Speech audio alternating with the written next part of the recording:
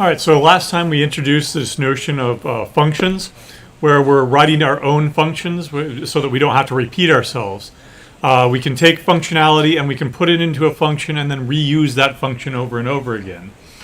Functions in code act much like functions in math. They can take as many inputs as you want, but they only ever produce at most one output. All right? They also facilitate code reuse, but also procedural abstraction. Remember that we don't have to worry about the details unless we actually write the function. Once we've written the function, though, we never have to think about that again. Right? The way that we did this in C is we created prototypes first. And the prototypes, excuse me, let me go ahead and make sure that the audio is working. But the prototypes are simply the return type, the name of the function, and then followed by the parameters of the function. So, for example, these three so far that we've done, I did this one offline, the miles to kilometers, but they've only taken one parameter. You can have a function that takes multiple parameters if you want. But then it is ended by a semicolon here. Right? And then also the documentation. The documentation uses doc-style comments, and we put that above the prototype. Then later on in the program, you actually define what each one of these functions does. You repeat the function signature, that is, the identifier, the name, the return type, and any parameters there. But instead of a semicolon, you provide a function body, and that's the code that gets executed when you call that function. Right? Already we now have three functions here that we've written, that I wrote one of them offline, miles to kilometers, round to cents, and is prime. A lot of this stuff sounds mathy, but it also, it doesn't really belong here, right? It probably belongs somewhere else, right? We probably want to organize our code a little bit better than this, because if we continue doing it like this, I will have 50 functions at the top, 50 prototypes at the top, 50 functions at the bottom, and we're going to have thousands and thousands of lines of code in this one file, right? So what we're going to do today is we're going to clean this up a little bit by modularizing it. We're going to create our own library. Right? We're going to take this stuff and separate it out into separate files. Right? Generally, you want to separate utility functions into their own files. Right? Oops, I want two. There we go. All right, so prototypes, and their documentation will be placed in a header file. Right? That header file is going to have some name with an extension of .h. Now, hopefully, this sounds familiar. Right? Where have we seen .h stuff before? Math.h, stdio.h, stdlib.h, etc. This is exactly what C does. It takes the prototypes and places them into header files, and now you know what that H stood for. It's a header file. Okay. Then the definitions are placed in a source file with the same name, but with an extension of .c, like we've been doing up to this point. Demo.c, retire.c that you'll be doing tomorrow, etc. Right? All right, so what we're going to do is we're going to do a demonstration. What I'm going to do is I'm going to separate our utility functions, place our header, prototypes into a header file, and for now I'll just call it utils.h, because there's really not, I could call it mymath.h or something like that, but miles to kilometers is not exactly a math function, right? And also we can't call it math.h because there's already an existing standard library library for that. Okay, so I'm going to put on, and this is utils is going to be short for utilities, right? And then I'm going to place definitions into a file called utils.c. This is how we're going to separate them out into a header file and then into a source file. Okay? So let me come over here and do that. To do that, I'm going to have to create a couple of new files. First of all, I'm going to create, right click. There we go. New file, and I'll call it utils.h. Into that file, I'm going to cut and paste. In fact, I'm going to move everything here into that file. I'm going to copy it, delete it, and then move it over here. Okay. Now there's still some do-dos here. We're going to come back to that later on. But otherwise, I've got documentation and I've got my prototypes in this header file. Something else that belongs in this header file, remember the kilometers per mile? That's a preprocessor directive. That's actually used by our let's see, where is it? There it is, miles to kilometers down here. So I'm also going to move that over to my header file up here as well. Right? So in the header file, I place all my prototypes, but also in this case, I'm placing any constants that I declare using a preprocessor directive like define. Those belong in header files. Okay. All right. Let me go ahead and get rid of that now. Great.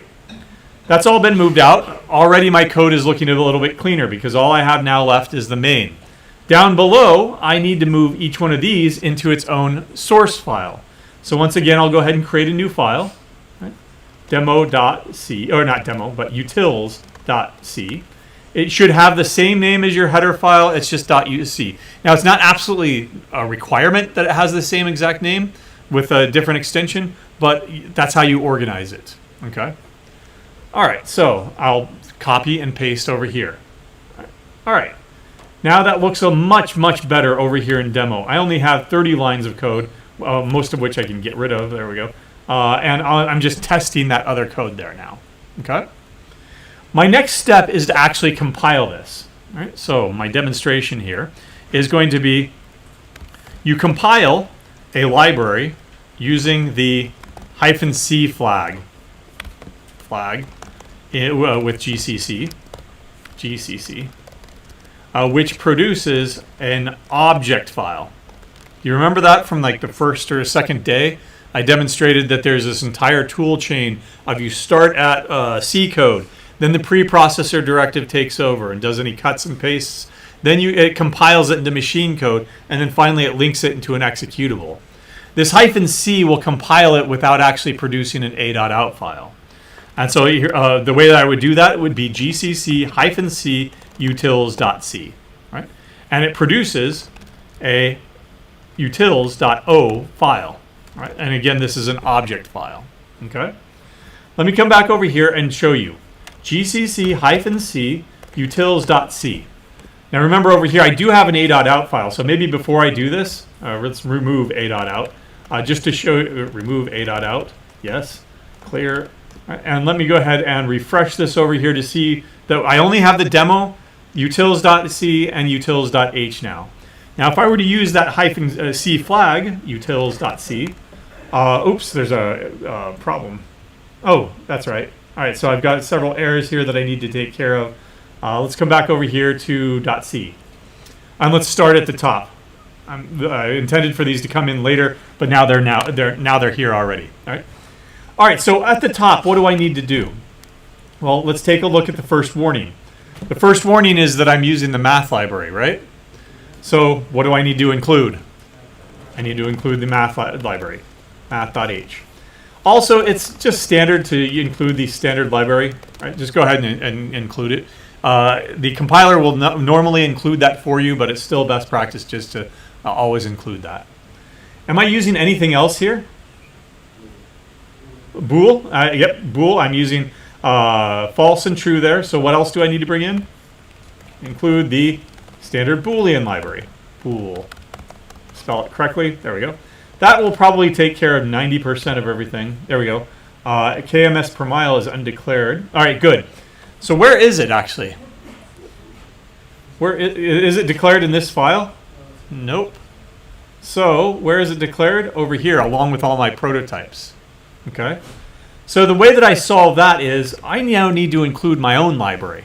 Right? I need, just like I include stdlib, math.h, right, et cetera, I need to include my own header file now. And it's slightly different syntax here. What do I call my library? Utils.h. I'm going to surround that not with Langle Wrangle. We call that Langle Wrangle, left angle bracket, right angle bracket. But I'm going to surround it instead with quotation marks here. And I'll talk about what the difference here in a second. But otherwise, if I include that, now it is bringing in all these prototypes as well as this preprocessor directive.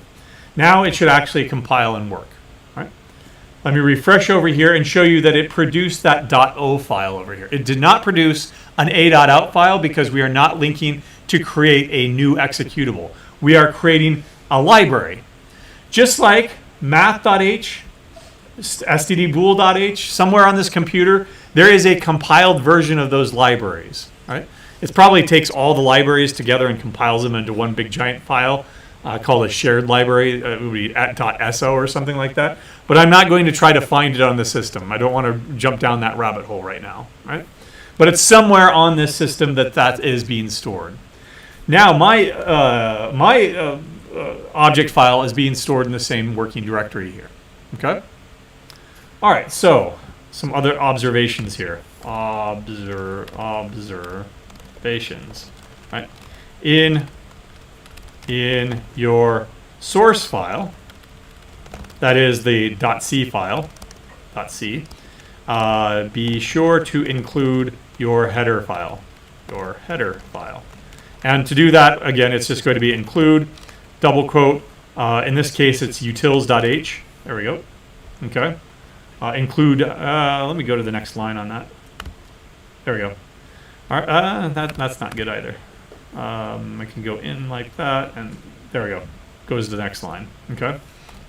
Do not use this include in your header file. Right. So one common mistake that we see is that a header file includes itself. That, first of all, that doesn't even make sense existentially, right? Let me take that and show you what happens over here when I do that, right? So I'm in the utils.h file. I include myself in this. What am I going to end up doing? I include myself. Well, myself is also included. So I include myself. I'm going to get the compiler stuck in an infinite loop here. Because literally what it's doing here is it's going out to the contents of this file and doing a copy paste right here. Right? It replaces that include with a copy paste. Now I've got two versions of is prime and all the others, but also I didn't get rid of that include. Well, it does it again, right? And now I've got 3 copies, and it still doesn't get rid of that include. Right? Let me undo. Right? But that's what basically is happening there. Redo. So include. Oops. Nope. Sorry. Let's go with include utils.h. And let me show you the consequences of it. Okay? It got stuck in an infinite loop, right? It was trying to include utils.h, tried to include it a second time, third time, fourth time, until it got down to the 200th time, I believe. Yeah. It did it 200 times before it gave up. It got caught in an infinite loop of copy, paste, copy, paste, copy, paste, right? And that's what happens when you include a header file in itself. You also do not include source files, right? Do not, usually, nearly ever, right, include source files. So in other words, if I did something like this, include utils.c. Right? Because now think about the consequences of that. I'm taking the utils.c and I'm copying it into itself again, and into itself again, into itself again. I got the same exact problem as before. It's an infinite loop, and there's going to be multiple definitions of each one of those functions, right? Ooh, that time it didn't even stop, right? That's pretty cool. Maybe it'll stop after 200 or so, but maybe not. Maybe it'll just keep. Oh, there we go. It finally died because it probably ran out of memory or something like that, right? But thankfully, it did die, and I didn't have to kill it. Right? So there. You include header files and source files. You don't do any of the other combinations. Only this way. Okay. All right. Again, it produces a utils.c file. Okay. Now, to compile everything together, one, you need to include your header file in the main file.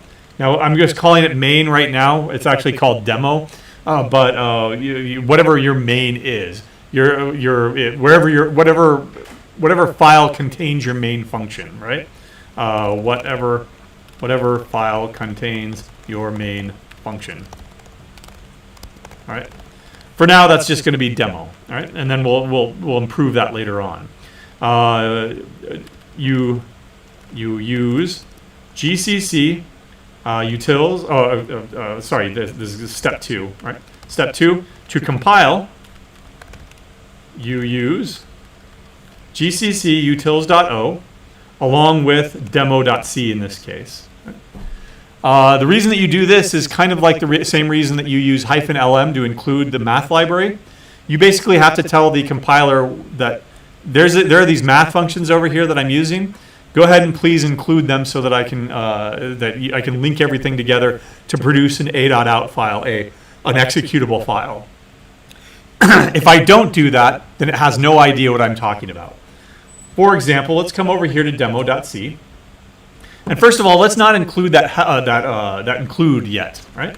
So gcc demo.c, just by itself, right?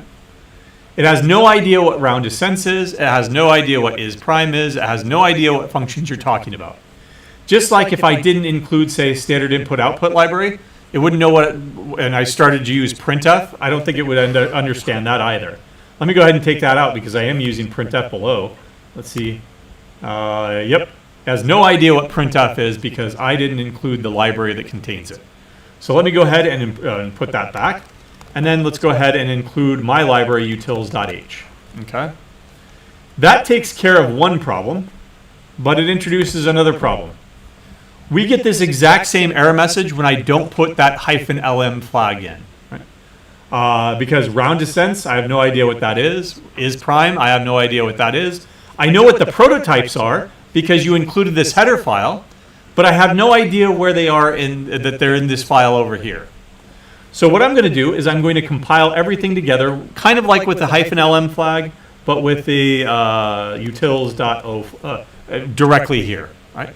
That takes place of the -lm flag. And I'm still going to have to use the -lm flag here because is prime is using square root, round descents is using round, and so I also have to bring in the math library. There. Now it produces that a.out file that we were working with last time. But everything is better organized. Prototypes are in their own file, definitions are in a different file, and I've created a library here that goes beyond my program right now. I can go ahead and take this and hand it off to other people and then publish this library, and people could use this library. I could use this library in multiple different programs at this point. Right? It's an entire module by itself. Right? Another observation here, more. All right. We use the double quotes instead of the langle-wrangle to specify to the compiler that it is a non-standard library. Right? In other words, a user-defined library, user-defined. The langle-wrangle, what GCC will do is it'll go out to the system folder to check to see where that math.h file or that math library is, right? It'll immediately go to the system folder to do that. But with the double quotes instead, it'll look in the current working directory for our utils.o file, right? Or for our utils.h file, I guess, right? Because it's a non-standard library. Now, if it doesn't find it there, then it will go off to the standard library areas, but it won't find it there either because there's no such thing as a library called utils.h. Okay? All right, so what do we do? All right. Another observation here that I'll make is with many different source or header files, this can get very complex. The solution is to use a build system. Right? Usually this is going to be make. More on this later. Right? In other words, it's yet another programming language. A programming language that specifies this is how my program gets built. And you put that into another file, and then all you have to do is type one thing, make my project for me. And it'll go through and all the rules. If it'll look for changes. If there were no changes, then it won't bother recompiling. If there were changes, then it'll recompile. If there are dependencies, that file depends on that file, and that file depends on that file. It'll make sure to go in the proper order once you tell it what the dependencies are. We'll look at this much later on when we start giving you more starter code that's more complex. We also give you a make file to just build it all, right? So that you don't have to type this, type it again, type it again, type it again. Instead, we put it into a script and use a utility to do it. Okay. But otherwise, that's the basics. You put everything. I'll put all the prototypes and the definition and documentation into a header file. You make sure to use all of your includes that are necessary in your source file, and then that produces an object file that you can then use. And by the way, that object file is nothing more than a bunch of binary. It's not going to open it up because you can't read it. Well, I'll open it anyway. Okay. Nope. Can I built-in text editor? Okay, there we go. I can go ahead. Wow. There's just lots of garbage, lots of nulls there. Right? It's trying to interpret all that binary as something that's printable, and it's not. Right? Hopefully I didn't corrupt that. Remember that tool that we use called hexdump? It basically does the same thing, utils.o. Well, I mean, who reads binary in hexadecimal, right? This is not for human consumption, okay? All right. Any questions on that? Otherwise, we will go over this again after the next week when you have your fix-it week and your first exam. Again, we are not expecting you to use functions on your first exam. If you want to, go ahead. But you do need to put them, you're not going to be able to modularize them. Yeah? So when you have your header files and stuff, can the only programs that can have access to it are the ones in the same folder, is it? No, that's what make is for. So what you could do is you could take your headers and you could put them over here, and you could take your source files and put them over there. And then as long as you tell make, look for them over there and look for those over there, then it'll know where to go. But for now, we're going to keep everything in the same directory. Yeah. Yeah, you would take another step of organization and put them into different directories and different folders. Right? Okay. Well, now that we've isolated all of our functions, right, we can start talking about more formal unit testing, right? Because that's what units are, usually. A unit is a piece of code, usually a function, that can be tested. Right? A unit is an indivisible piece of code that is treated as a black box. In other words, it's something that you cannot look in, something that you cannot look inside of. Right? It's a black box, it's opaque. Instead, you feed inputs into the box, and it produces outputs. Right? This means we test the box, or the unit in isolation. In other words, I don't want to rip the box open and say, oh, wow, that's really interesting. There's 4 different components in there. I want to test that one, and that one, and that one. No, we treat it all as one unit. It is a black box. We cannot look into it. It's not going to be transparent at all. We feed things into it, and it spits stuff out. Okay? A unit test for a unit is an input-output pair. Input-output pair that is known to be correct. All right. It is known to be correct before you write your code, right? Or before you write your code or your test. Okay. That means that you have pulled out a piece of paper. You wrote it out and you figured out what the input, with that input, this is what the output should be. You pulled out your calculator and you calculated it. This is what it should be. Your unit test could be wrong, right? In which case your code will fail it, right? But that's a whole different issue, right? Those are called false negatives, right?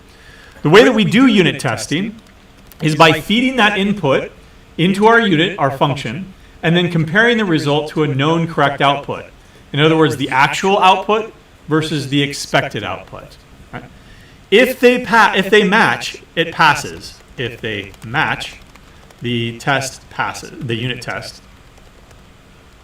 passes. Right?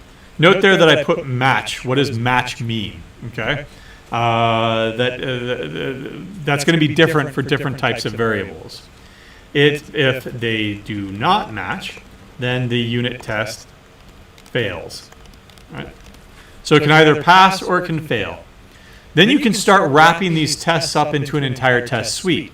You have 1 unit test, 2 unit tests, 3 unit tests, right? 4, 5, 6, 7, or 8, however many unit tests you need. That forms what's called a test suite, right? An entire collection of unit tests. Right? What I want to do for the rest of the day is write some unit tests here. To do that, I'm going to move my demo, actually a copy of the demo. copy demo into test.c. All right, there we go. I'm going to go ahead and get rid of that demo right there. And not that, there we go. And refresh this because I don't have it. Test.c. And I'm going to start writing unit tests here.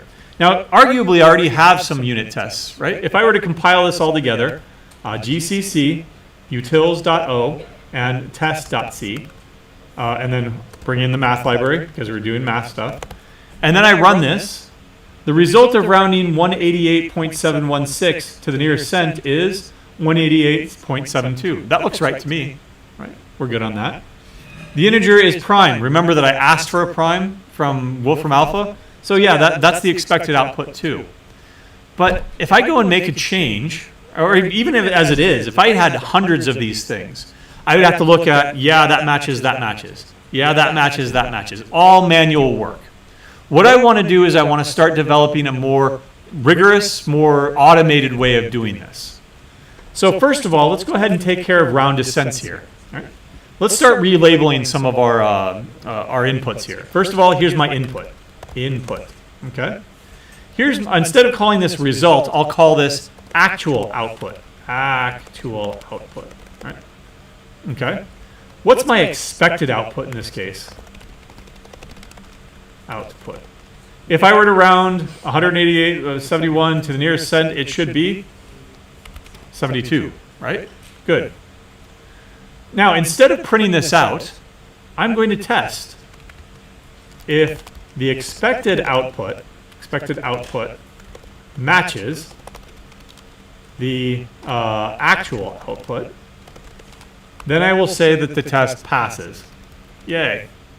Else, if it's not the case that they match, then what? It fails. Okay? I'll keep this for a second here.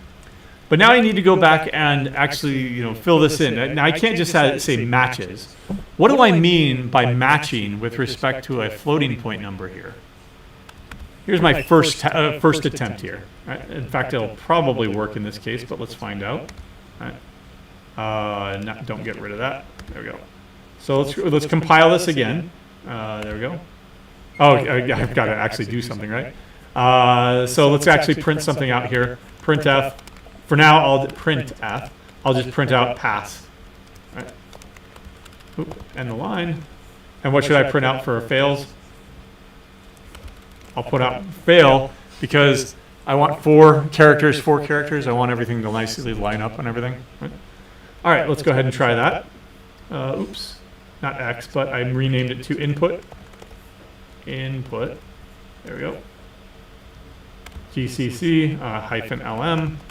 All right, there we go. Let's run it and see if it passes or fails. It passes. Good. All right. That's test case 1. Here's test case 2.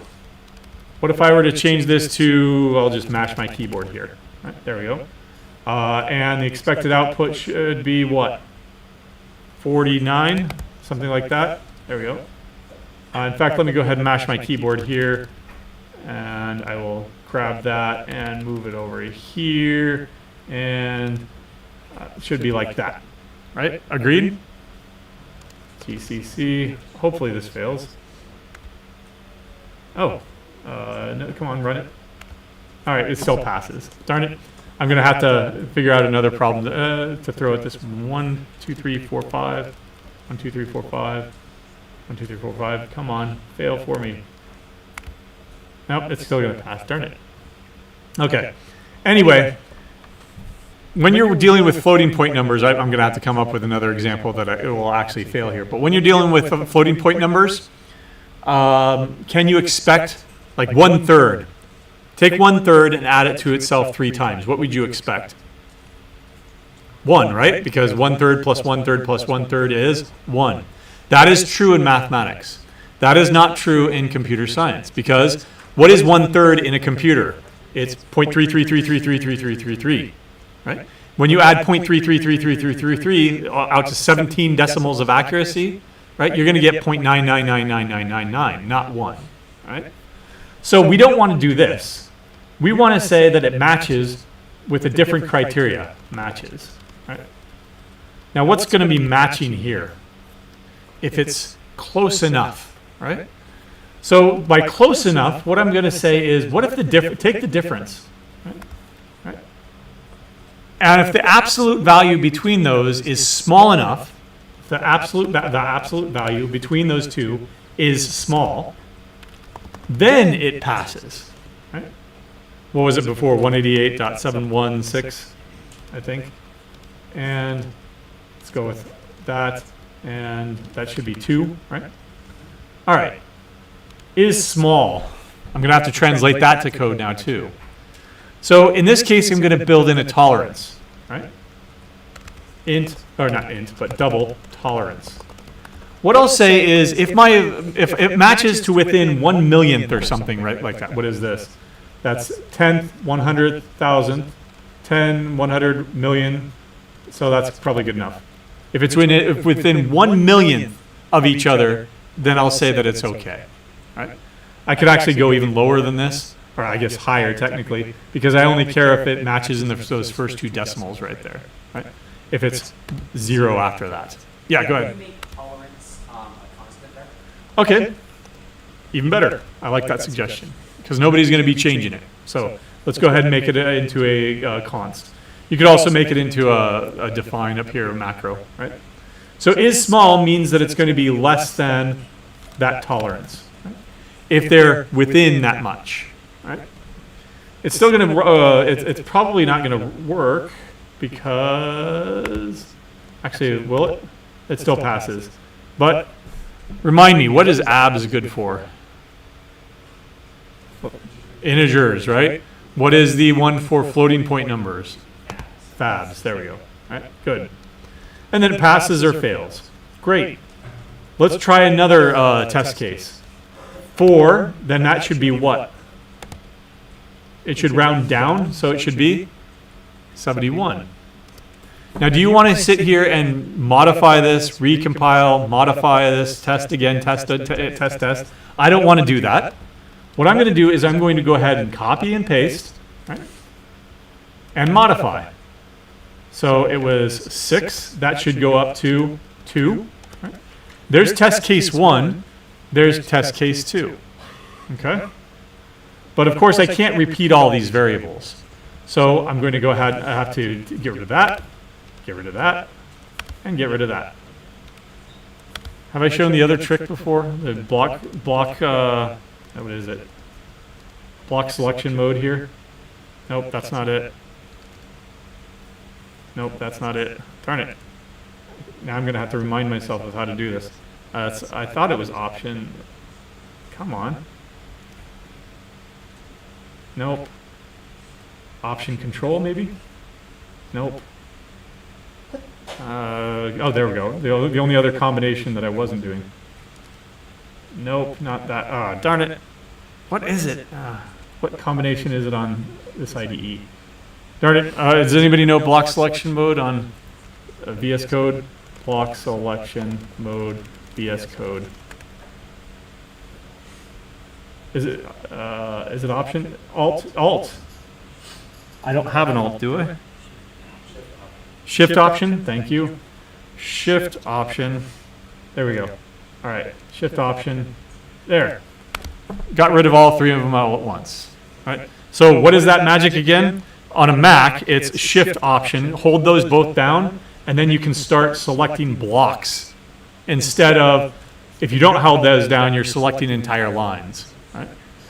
So that kind of thing is really, really life-changing, right? Once you learn how you can do it. And then I think you can also type, so you can go ahead and get rid of it. But then you can also type, hello, how are you? And get it repeated for the entire thing. And you can also, delete, right? And then all you have to do is click off, and then you're back out into regular text selection mode. So double input, expected output, and actual output. There we go. All right. So there's one test case, and there's another test case. Now I can go ahead and compile this as is right now, and it'll get pass, right? But that's not satisfying either. What I want to do is I want to count up the number of test cases that I'm doing, and I want just a summary. Have I passed all of the test cases? If so, I'm good to go. Or no, you've passed 5 test cases, but you failed 2 of them. All right, back to the drawing board. So I'm going to add additional variables up here. The num passed, number of tests that have passed, initializing it to 0, and int num failed, initializing that to 0. And we like words that have the same number of characters in them so that everything lines up nicely in your code. And instead of outputting pass here, what I'll do, I could still output pass if you want to. We'll leave it there for now. But I'll say num passed plus plus. Now, if this one fails, num failed plus plus. Right? And then I could have cut and pasted that before. Right, there we go. Oops, I lost my pass. There we go. Right. And then at the end, I'll have just a summary report. Printf. Number of tests passed. %d and the line. Num passed. Right. Number of tests failed. Right. That's why passed, failed has the same number of characters. They all get lined up really nicely. Num failed. Right. And then also maybe like a summary. Printf. Percentage. %f, 2f, let's say, and then end the line. Now, how do I get a percentage out of those 2 numbers? Of passing, that is. Num passed divided by the total, which would be num passed, plus num failed. And you're right, time was 100 because I don't want to see 0 to 1 on that, right? Careful, though. Yeah, that's an integer divided by an integer. What happens there? It's going to be 1 or 0, right? So let's typecast at least one of them as a double. Right? GCC this. Right? I can make that look even nicer if I had a % sign after it, but can I use % by itself? Nope. 2 of them to do this. Good. You remember that from Zybooks. Right? So number of tests passed, 2. Number of tests failed, 0. I want to know if a test case, when it fails, I want to know why did it fail. So you can also add some additional context here. Expected, %f, and then actual, but I got, %f. And here it'll be actual, or my expected output, and my actual output. All right. And I don't know, I don't think I can come up with an example where it's going to fail. Right. But I can try. Right. So my input, I'll just make it, I don't know, 5 0 0 0 0 0 0 0 0 1. I don't know. Lots more zeros in there. There's my input. It should go up to that. All right, let's try. Well, it's going to pass because it's correct code, right? Yeah. All right. So I'm going to have to go back and make it wrong, right? What if I made it to, there we go. I forgot to divide by 100 or something. There we go. Now, remember, I've changed my utility function here. So I'm going to have to recompile that first. Because if I just recompile everything, well, that's the same util.o file as before. I made changes to the code, but I didn't recompile, so it's still going to say that everything passes, even though the code is wrong now. So gcc -c utils.c, and that will produce a new utils.o file. Recompile this, run it again, and you'll see that it failed. I expected that, but I got that because I forgot to divide by 100. Right? So I get a nice little report here. And frankly, if it passes, maybe I don't even want to see that. But I'll go ahead and, having a lot of pass, that's also very edifying, right? That's very nice. Right? All right, so let's go ahead and redo it there, okay? Or fix it. Then recompile that, run it again, and we see that it's all back to 3 now. And remember, I'm recompiling. That's where this utility called make comes in, and we'll talk more about that later. Okay? So I don't have to keep doing that. Let's make some more tests. Okay? I also want to test primes here. So let's go ahead and set that up, and let's copy and paste this stuff, maybe. Did I just copy and paste? Okay, so my input here is going to be that prime that I was working with before. There we go. There's my input. My expected output would be, it is prime, so true, right? And then I'll call is prime on that input. Now I'm not going to be building in a tolerance here because it's either true or false, right? So if the actual output is equal to the expected output, then it passes, right? The equals equals here is entirely appropriate because we only have two possibilities, true and false. But what about these variable types over here? Input, expected output, actual output. Remember that those are all what? Those are all doubles. Right? Down here, they're completely different. Right? So let me go ahead and name them something else. Prime input, and that's going to be an integer. Actually, let me go ahead and declare them right here.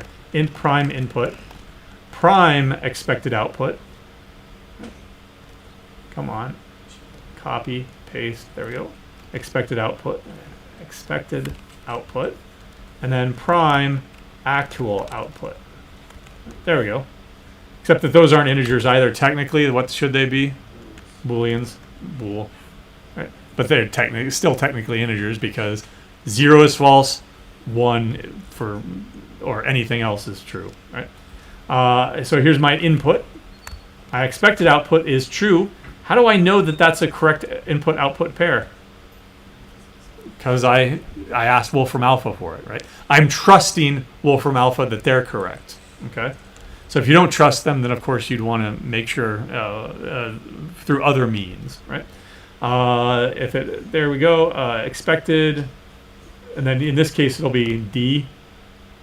I can't output the keywords true or false, and then this will be, prime actual output and prime expected output. Actual, there we go. And so now I should have 4 test cases, right? Let's go ahead and recompile everything from scratch. And now I've got 4 and they all pass. Right. How would I design yet another test case here? Easy way of making test cases. I could go back to Wolfram Alpha, or I could mash my keyboard here, times, there we go. Just 2 random numbers here. Is that going to be prime? No, because they are the multiplication of 2 values there. So false. Right? It should be exceptionally easy to make test cases. Right? You don't always have to pull out your pen and paper and solve the problem yourself. Usually that's how it's done, though. Right? And there we go. Now it passes as well. 100% still. But using another tool like Wolfram Alpha. Give me a prime less than 2.147 billion. Why did I ask it for less than that? Because that's where I'm going to get overflow eventually. Right? I want a prime. Give me a random prime less than. I don't want all of them. I really had to think about that, huh? Wow. Oh. Okay. All right, fine. Give me a random, I don't know, 10-digit prime. 10 digits is going to be fine, right? I think so. No, no. Fine, 9 digits. There we go. There's another large prime. Right. And I can bring that over here, and I can make my prime input equal to that, and I'll have yet another one. Except that it's supposed to be prime, and this is true. Right, there we go. So now I have 6 test cases. Right? Do I have 100%? Now I have 100% passing, right? But do I have 100% certainty that my code is correct? Nope. Why? How many primes are there? How many non-primes are there? Even more, right? Yes. They're an infinite number. If I wanted to actually test this, I would have to have an infinite number of tests. Is that possible in computing? No, you'd have an infinite loop or something, right? And so I only have a high assurance. More test cases that I have, higher assurance that I have that my code is correct. But do I ever actually have a proof or a guarantee that my code is correct? No. More test cases means that you have better assurance, but it doesn't mean that you can close the book on it. Yeah. What would it look like? What? Oh. What would it print? Good question. So let's go ahead and screw up our is prime. False. There we go. So GCC. Oh, gotta redo everything from the scratch here. There we go. That, and then A dot out. It'll probably output 0 and 1 don't match or something like that. Ooh. Come on. Why is it still passing?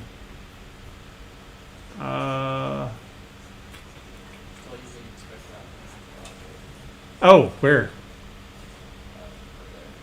Ah, dang it. And it's all three of them. All right, so prime expected output, prime actual output. There we go. Actual output, prime actual output, and then prime expected output, prime expected output, did you see any others? There we go. I expected 1, but I got a 0. Right? So it's just using 0 and 1 internally. Right? But I'm glad that that error occurred, because one thing is that you should be testing things in isolation. That is, I've got 3 different functions here, right? I should probably have 3 different files. A file of test cases for miles to kilometer, another one for round distance, and another one for is prime. Right? Because I've got a problem of organizing all of my variable names here.